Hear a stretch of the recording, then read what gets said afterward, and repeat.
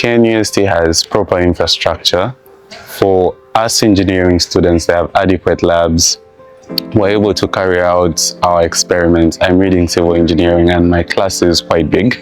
We're about 270 and the labs are adequate enough for all of us to get a feel of the principles we're learning in class. We get to apply them even in the field.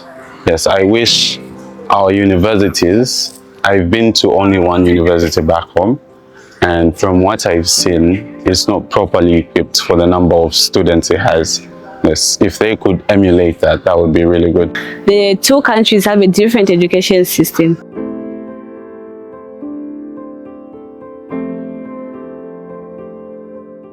Africa is at its best when we learn from each other, celebrate our differences, and embrace what unites us. Earlier this year, I visited Zambia as part of my journey exploring Africa, learning about our cultures, exchanging narratives, bridging gaps, and sharing the stories that connect us as Africans. During that journey, I experienced the warmth and kindness of the Zambian people. So today, I decided to pay a courtesy visit to the Zambian Students Association at KNUST Kumasi Campus, Ghana, to remind them that even away from home, they are welcomed, appreciated, and loved. I'm here to hear their experiences living and studying in Ghana, their biggest culture shocks, what life in Ghana has been like, and whether Ghana has truly lived up to its reputation. My biggest surprise is that people use please. Even in greeting someone, you have to say please, how are you? The Ghanaian always says please, please, please, please to everything that they are saying. I've learned how to use the word please. A lecturer wouldn't allow me to answer my question because I have my left hand up, not my right. Once they know that you are not a Ghanaian, you get some kind of special treatment. Ghana is like that one song you've been skipping in your playlist until you discover it's actually a hit and you have it on repeat. It is only when I speak that they realize that I'm not a Ghanaian. But at first glance, most people will say I'm Ghanaian. Make class, I'm going to class. We thank you very much, Medase Bebre. I do not speak Tree, or I do not understand Tree, which is Menti Tree. I can't try fufu. I just don't like the presentation of the food. So I like fried plantain, but konkote, no. My biggest surprise has been when I got to find out that here they do eat snails. Yeah, we do eat caterpillar, it's nice. Or maybe it's because of cultural difference, but we don't eat snail. Zambians are the most hospitable people. They're even more hospitable than Ghanaians. Zambia and Gambia are two different things. I think most Ghanaians are now only finding out about Zambia. I think most Ghanaians have gotten to know about Zambia because of the fugu thing that happened. Africa is Africa at the end of the day. The very things we enjoy in Zambia, we enjoy them here too, just in a different way. Yeah, definitely I would recommend KNUST. It's a nice place. Zambia Kuchalo!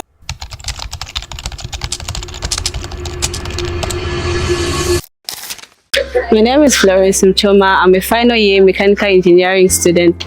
My name is Marvelous Maya and I'm a third year civil engineering student. My name is Gertrude Piri and I'm a food science and technology student. I'm in level 100. My name is Isaac Amonzulu and I'm reading computer science and I'm in third year. My name is Fatima Ngalasa. I'm studying Bachelor's of Science in Fashion Design. I'm a first year student at KNUST. My name is Gift Mwape and I'm studying civil engineering and I'm in level 100. My biggest surprise was that I didn't really expect to see much because I hadn't really researched into Ghana. But when I got here, I'd say my biggest surprise was how the way of life. Like they pay particular attention to this, let me call them petty, not to be disrespectful, like how when I'm attending a lecturer wouldn't allow me to answer my question because I have my left hand up, not my right. Yeah, maybe because when I'm at the market, they wouldn't take my money because I'm using my left. Yes, that to me came as a shock because back home we do respect the right hand with elders, but it's not really enforced that much. Yeah, I think that was my biggest shock. It is something that is not common in Zambia. And a funeral lasting as long as a year or months, in Zambia this is done like in 2 to 3 days. And if at all it prolongs, it could be a week. My biggest surprise is that people here don't wear chitenges or other wrappers in public like the way we do. We wear them everywhere. Church, markets, everywhere, house, anywhere you go, people be wearing it. It's just like an outfit on its own. But people here don't wear it as much, or rather they barely wear it. Yeah, we wrap it and we move on, go wherever we want to go in church. It's more like showing respect for us. Back home, I was just used with the local vibe. You feel like everybody's like that. But coming here, I felt welcomed. Like the people embraced us as if they have known us for years, and that kind of stood out for me. Yeah, it's kind of a vital part of the culture of the country. In some ways, I can say it's their hospitality. My biggest surprise is that people use please. Even when greeting someone, you have to say please, how are you? It's so surprising to me. And when you go to the market, you're asking for the price, you have to start with please. If you don't add please, they won't mind you. It was so shocking to me. My biggest surprise has been when I got to find out that here they do eat snails. Like, I was surprised after finding out that they do eat snails, because back home we don't do that. But you guys eat caterpillar? Yeah, caterpillar is nice. You eat caterpillar? Yeah, it's nice, very nice. The caterpillar that forms the butterfly? Yeah, it's very nice. Tell them you eat caterpillar. Yeah, we do eat caterpillar, it's nice. Or maybe it's because of cultural difference, but we don't eat snails. Like, yeah, we don't eat snails. Snails are nice, really. I don't even think of like trying them. Okay, maybe someday. I would say they have order in some way compared to our schools in Zambia. And besides that, I would say everything is structured very well, because in Zambia we got independence in 1964, but if you look at the kind of infrastructure which the University of Zambia has, and KNUST, and by the way, KNUST is not even the University of Ghana, it's just a university in Ghana. But compared to our home country for the major university, I think Zambians can learn from that. Not saying that to undermine us, but it's something that we can learn from Ghana. Yeah. I think it's about the maintenance of the environment, basically hygiene. Yeah, right now, okay, quite so right now there might be trash because of an event that has been ongoing, but by tomorrow morning you will not find trash. The fact that they have dustbins everywhere around the school is something that's quite commendable. And also the infrastructure in KNUST is quite good. Even though KNUST is now 76 years old, but looking at how they've managed to renovate the infrastructure, the school does not look like it is that old. So it's something that is also quite commendable. One thing, first and foremost, the infrastructure. KNUST has proper infrastructure. For us engineering students, they have adequate labs. We're able to carry out our experiments. I'm reading civil engineering and my class is quite big. We're about 270, and the labs are adequate enough for all of us to get a feel of the principles we're learning in class. We get to apply them even in the field. Yes, I wish our universities, I've been to only one university back home, and from what I've seen, it's not properly equipped for the number of students it has. Yes, if they could emulate that, that would be really good. And also the level of orderliness. You see, the way things are done at KNUST is according to a very strict program. Yes, I've spoken to my friends from a certain university back home, which I wouldn't want to name. Yes, they'll tell you they're having tests on Sundays. A test was supposed to be at 2 p.m, but maybe because the lecturer was late, you're having it at 5 p.m, stuff like that. But here I've seen they have a systemic approach to these things. They follow rules and yeah, there's just order in general. Number one is the infrastructure. Like the hostels at KNUST are well spaced inside the rooms. They are well spaced. The schools in my country, I don't think they are really spaced. Though I've not visited some before, but they are not spaced. In the classrooms also, it's a struggle for them to attend lectures. I wish we could have big lecture rooms. The other thing is the shuttle. Like it makes our life easy on campus. You don't have to stress like, how am I going to go to class? I'm late. Or the shuttle will just be there to take you. The first thing is like big lecture rooms. Like lecture halls here, they are big and are able to accommodate a large number of students simultaneously. And also the aspect of the shuttle, like they make our lives easier, whereby you just come out of the hostel, you get on a shuttle, then it takes you to the college, and then back again. You can also get on one, and then come back again. A shuttle. Definitely a shuttle. I can speak a little bit of Chi. Like I'm going to class, at least Meko class, or I can say help me, I can say boa me, yeah, and things like thank you, maybe thank you very much, medase bebre. I haven't really learned a lot, just a few words here and there. The first word was etisen. That is how are you, yes, and you respond by saying eye. And then the other thing I was taught was how to say I do not speak tree, or I do not understand tree, which is menti tree. Yes, so people always ask me when I say menti tree, oh, wanti tree, but you're speaking tree, so because that's like the second thing I learned when I got here. It's just that and some few words here and there. I've learned a bit of tree. Midase meaning thank you. Normally, I would say in a scenario whereby I'm going to buy food, because normally the impression that you're not a Ghanaian gives out a negative vibes to some, not to others.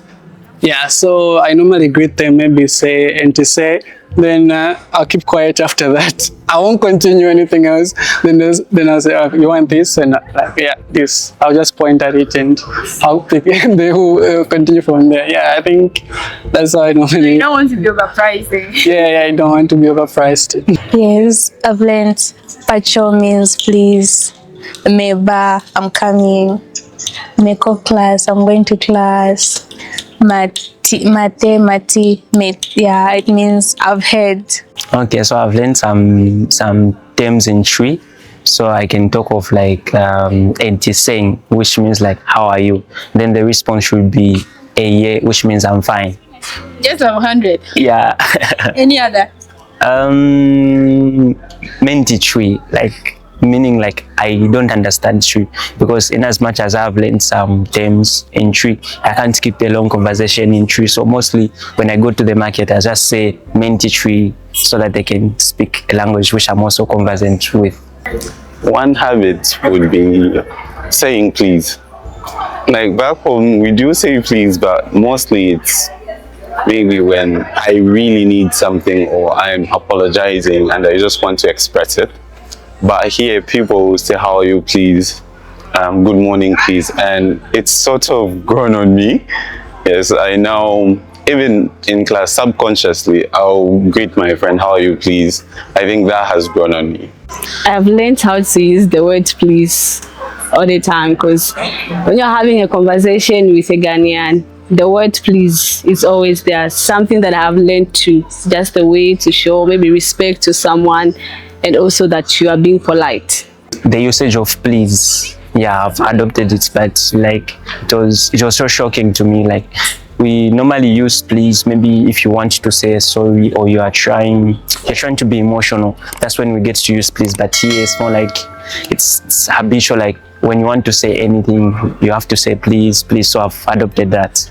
Buying foods and it being packaged in a plastic or rubber, we don't do that. So I was so surprised that they actually sell it and package it like that. We never do that. Yeah, I'm used to it because I used to find it unhealthy at first because it's a rubber band. Yeah, there is this keyword which is please in a Ghanaian term, which is pacho. Yeah, and it feels like the most polite thing is the person can say, and thankfully it's I would say part of the Ghanaian culture, because the Ghanaian always says please, please, please, please to everything that they are saying. It shows some kind of hospitality and politeness. Oh, the please. I always use please. They asked me about the weather, if we have the same weather patterns.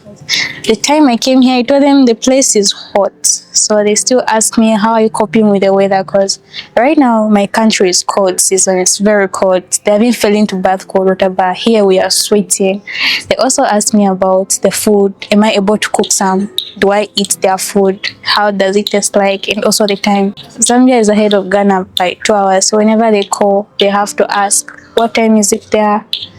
Sometimes it's inconveniencing for me to call them. I can close from class around 5. I can't call them, it's already late. So they mostly ask me about how is the weather. So they assume like in Ghana it's hot throughout the year, but that's not the case. Like there are also seasons here. Like at the moment we're in the rain season. Yeah, and then they also do ask about the food. How is the food that side? And then I tell them that the food is just okay. I'm now adapting to some of the foods. Yeah, at first some were tasting weird, but with time I'm now getting used to them. Sometimes I find myself using the word please with some of my friends back home, like the usage of please. Then they'll be like, oh, you've started becoming like a Ghanaian, like you're mostly using the word please in the conversation. If the people are friendly, of which they are, and the weather, the food, they always ask me about the food. It's the usual, how is Ghana? Have you eaten fufu? Yeah, have you eaten fufu? Have you had some banku lately? Yes, but mostly it's how is Ghana, and my usual response is it's very hot. One of the things they ask me is there at the markets like in Zambia? Or do you see things like the Zambian foods, maybe garden eggs or okra? Yeah, that's some of the things. Normally, I think the most thing that they ask is about the food. They are normally curious about what kind of food you eat, and do you even manage to eat, or you starve yourself because you don't like the banku or the wache. Actually, the food is nice and everything is perfect. The please has entered into me, so they're like, since when did you start saying please when talking and and all that? So yeah, it's kind of noticeable. One of the foods I like is ampesi and the garden eggs too. But one food that I can never ever, fufu, I can't try fufu. I just don't like the presentation of the food. The one that I now love so much is banku and okra, or with tilapia. At first I didn't like it, but because I think after eating it time and time again, it just grew on me, and it's somewhat similar to our food in Shima. Yes, it's very, very nice. That's kinky. Yeah, kinky with sardine. It's amazing. Yeah, because I would say I normally get tired with rice and rice again, but kinky, I don't know why, it just stood out for me. Maybe it's because, I don't know, maybe it's close to Shima, which is our home food. But yeah, kinky is amazing.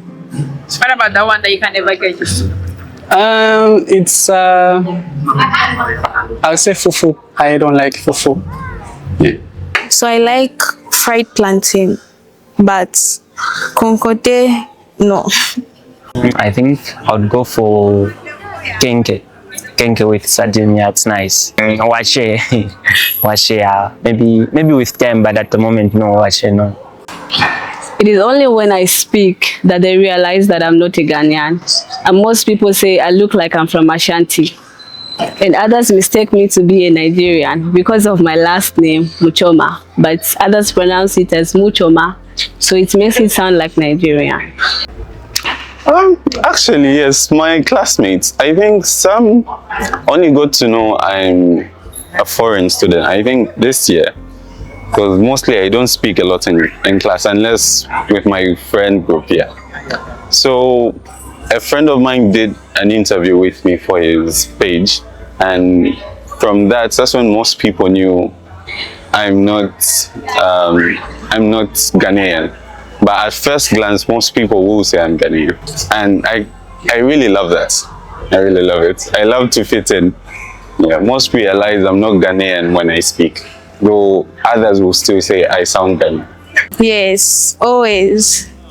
So when I was at the airport when I was coming here, and one woman talked to me in Tree, and she thought I was Ghanaian. So I was like, oh no, I don't understand Tree.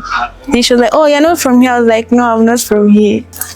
Or my lecturer sometimes, but then the accent gives it away. That happens quite often because we are all blacks, I would say. Yeah, so you can tell just by looking until somebody says something. Yeah, and normally when you are spotted over, like, once they know that you are not a Ghanaian, you get some kind of special treatment. Yeah, in some way. But, oh, he's an international student. And yeah, I'll receive that with gratefulness. Yeah. Yes, mostly in class, when I don't speak, they will think we are all Ghanaians.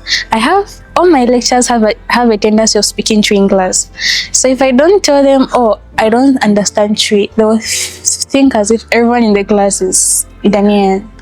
But then I don't mostly tell them, oh, I'm an international student, because it's their place. I'm the only international student in my department. So sometimes I just want to blend in, so I just keep quiet and ask my neighbor, oh, what does he say? Then they'll translate it for me. So yeah, I've been mistaken as a Ghanaian for mostly when we go for labs. Like when we are doing labs, they assume I'm a Ghanaian, so they'll be speaking Tree. So sometimes I just get quiet and then I'll be listening to them and nodding, but I'm not understanding what they're saying. Okay, so the advice that I would give a Ghanaian student coming to study in Zambia is, first of all, from my experience here, I think the best thing to do is to befriend the people in the host country, which is Zambia, so that you get to know more, especially about the education system. The two countries have a different education system. So if you are a Ghanaian going to study in Zambia, befriend the people, because those people will help you to understand the education system so that you can be able to bridge the gap quite on time. Zambia is pretty much just home away from home. Let me use the Ghanaian context. Ghana compared to Zambia. Africa is Africa at the end of the day. The very things we enjoy in Zambia, we enjoy them here too, just in a different way. So embrace it as your home, love it. People are so welcoming. Zambians are the most hospitable people. They're even more hospitable than Ghanaians. Yeah, so they'll receive you well. Just embrace the culture, try our Nshima, visit places, and yeah, visit the Copper Belt especially. You will learn a lot. If you want to really dive into Zambian culture, go to the Copper Belt. You'll learn a lot from there. They should carry blankets for June because it's really cold. It's hot here, so they wouldn't really expect it to, so they should prepare for winter. Studying in Zambia, I won't so much because I've never studied there, but as far as I know from my friends and the likes, I say the curriculum is also quite tedious, so the Ghanaian must keep in mind to work hard when they come to Zambia. Yeah, and besides that, more like find a better place near the school which you can be housing to go for the school. I would advise them to prepare themselves for the weather. Most of them, they are not really used to that kind of coldness that we experience. So I'd advise them to come with warm stuff like blankets, something, sweater. But it's not cold. But it's not. My cold season. My brothers are bathing in the night for tomorrow class. We have to bath in advance because in the morning you're unable to bath. It's cold. Sometimes, was it last year or the other year, we experienced a bit of snow in the capital city because of the coldness. So far, I don't really have any misconceptions, but one shocking thing is that most people don't really know a country called Zambia. I think most Ghanaians have gotten to know about Zambia because of the fugu thing that happened. I haven't really heard a misconception about Zambia. Yes, I think most Ghanaians are now only finding out about Zambia. because when you mention where you're from, they'll mistake it for the Gambia, or some won't even know where it is. Yes, but through content like this, they're getting to know about Zambia, and hopefully if there are any gaps in knowledge, they'll be bridged now. Zambia and Gambia are two different things. And the Victoria Falls is mostly Zambia. It actually belongs to Zambia if you think about it. For that, I feel like most Western countries feel as if countries in Southern Africa like Zambia are less civilized. Yeah, normally maybe they'll see them on National Geographic, more like a home for the safari. Like there are a lot of humans there. Yeah, obviously we have a city, we have towns and all that. And the Ghanaians should expect a beautiful life, hotels and everything. And the tourism as well. I feel Ghanaians think that in my country we only speak English. No, we have a lot of languages, including English. They make up to 73 languages. So when we come here, it's not easy for us to change their language. So mostly Zambia is mistaken for the Gambia, the country, the Gambia, which is in West Africa. So like most of them, they tend to mistaken Zambia for the Gambia. So I'd love to put across that correction, that Zambia is different from the Gambia, and then Zambia is located in the southern part of Africa. Okay, I think one memorable experience aside academics, I think it has just been going to local places like the markets, and someone is so much interested to know more about you as far as asking for your contact. Yeah, it's very rare that you would want to get somebody's contact that you don't know. So I think, yeah, that has been one of my experiences. Aside academics, I would say it's the cultural events which we have, which brings nearly all African countries together in one spot, and you get to see more and learn more. And normally you can't get to experience that in a local setting. My most memorable experience would be church. Yes, I joined the Vibrant Church when I came here in first year. That's Spencer KNUST. And away from studies is the one thing that allows me to just relax, get my mind off studies, the academic pressure, reports to submit, assignments and exams. With church, I've gotten to meet young people who are enthusiastic about serving God. We don't just pray all the time, we have fun, we get to learn from each other, and yeah, that's the most memorable thing I've experienced away from school. So I attended the PGLA, Kumasi PGLA 2026, and it was so nice. Yeah, that has been my most memorable event. In the SRC week so far, yeah, it was fun. There were musicians, and then the students were also showcasing talents. Like some of them, they could come up with like spray. They mixed some chemicals and then prepare spray. Yeah, so like there were a lot of activities which were ongoing. SRC week, it was pretty fun, and something happened that I don't think I'll ever forget. So one guy was riding a motorbike. He wanted to show off his talents, his skills. Then something went wrong, so he ended up falling down, hurting himself, spoiling the motorbike and someone's car that was parked there. It was like, so what are you going to start with? In one sentence, Ghana is like that one song you've been skipping in your playlist until you discover it's actually a hit and you have it on repeat. Ghana is underrated.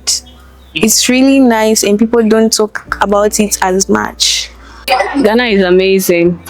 Being on campus as my community, I would say hospitality is all there is, because the people are nice. Ghana is peaceful and hot. Okay, so I'll describe Ghana as it's hot. Yeah, obviously it's hot, and it's a nice place. it's a place where cultural diversity is appreciated, and Ghana, they tend to also like appreciate their culture. They do embrace it and they do practice it. So to the Ghanaians, there are so many things that you have to know about Zambia. And one of the things I'll point out is the infrastructure development, especially in terms of the road. I would say specifically Kumasi has bad roads. But if you come to Zambia, we have very good roads, not just in the capital city, Lusaka, but also in other minor cities. The roads are very good.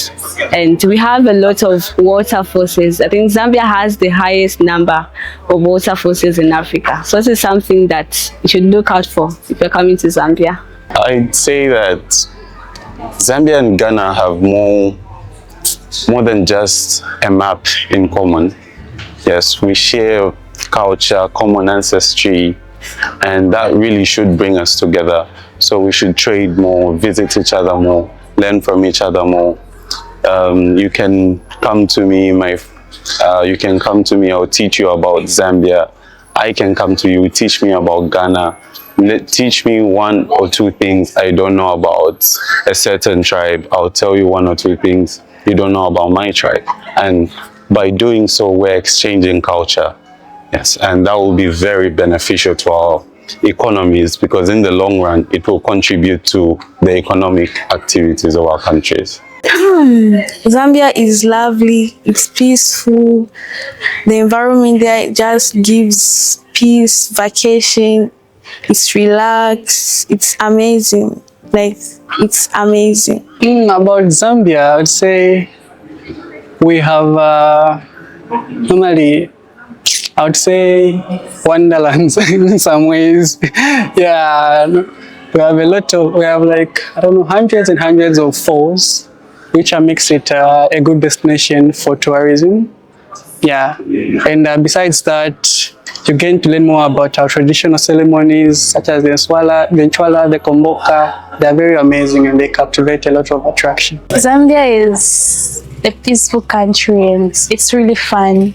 People there are also welcoming, just like here. You won't feel like you're in a different country. Like, they welcome you, you feel at home. So I'd love to tell them about the Victoria Falls and the Kalambo Falls. But yeah, the Victoria Falls is famous because of the quotation that we have with Zimbabwe. But I would love to talk about the Kalambo Falls, and I would also love for them to taste our Zambian food. We have nice food. I think Ghanaians should visit Zambia because, first of all, we are all Africans.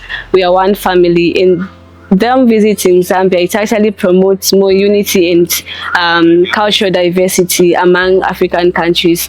And also, it's an opportunity for them to experience more about the Zambian culture, because it doesn't make sense that you're an African, but you have not been to any African country to experience their culture. So they should, and they must travel to Zambia. It's now visa free, so yeah.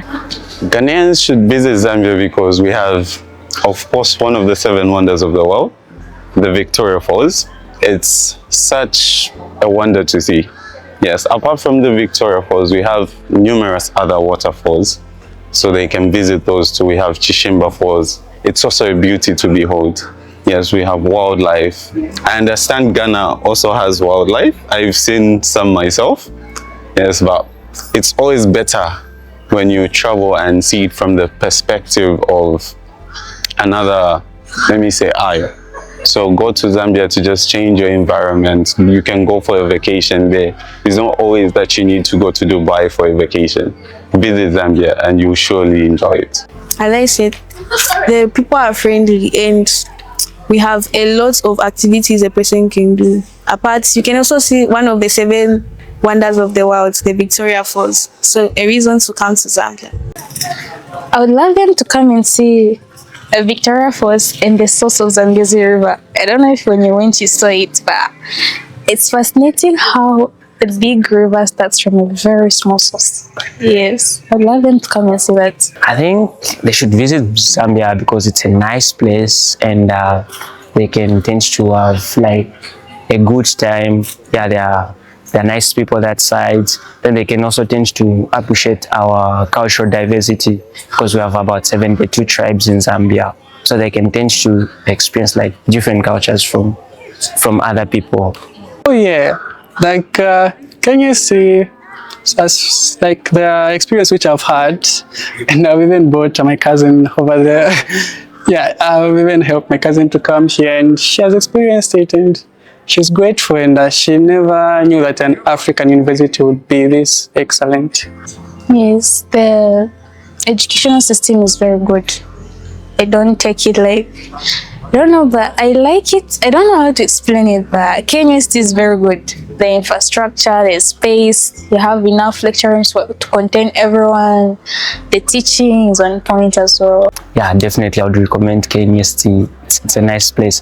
I feel like their system is competitive, looking at how they set the academic calendar and the activities like the exams, because it's more like after 6 weeks you have to write an exam. Let's say when you start the semester, after 6 weeks you have mid-semester, and then after mid-semester again, after another 6 weeks you write the final exam. So meaning like you can't have that time to start playing around or start focusing about other things, but mostly you'll be locked into the books, because yeah, you won't have that time. Oh yes, I would. It's very nice. Reason I would recommend KNUST to any Zambian student is that just look at the rankings. When it comes to African universities, KNUST is in the top 50 of the African university. That tells you about the level of education they give here and the quality. Not only that, and in 2021 it was actually ranked the best university in terms of quality education by Times Higher Education. Yeah, so that just tells you about how serious it is when it comes to quality education. And KNUST also has a rich history when it comes to education. They have produced notable figures in society. Look at Kofi Annan, who served at the UN. He's an alumnus of KNUST.